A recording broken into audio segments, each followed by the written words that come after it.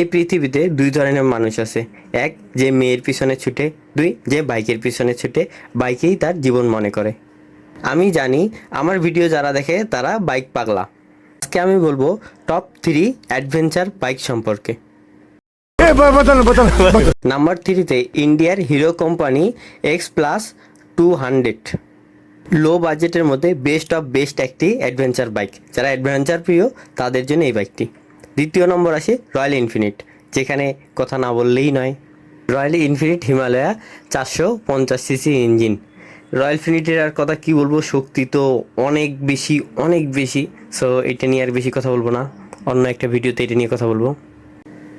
Number 1 পজিশনে আছে KTM Duke 390। সেটা কেটিএমের কথা কি বলবো, সবাই আমরা জানি। ইনিশিয়াল পাওয়ার, টর্ক, আরপিএম ভাই মানে ঠুস ঠুসকে ভরি হ্যাঁ।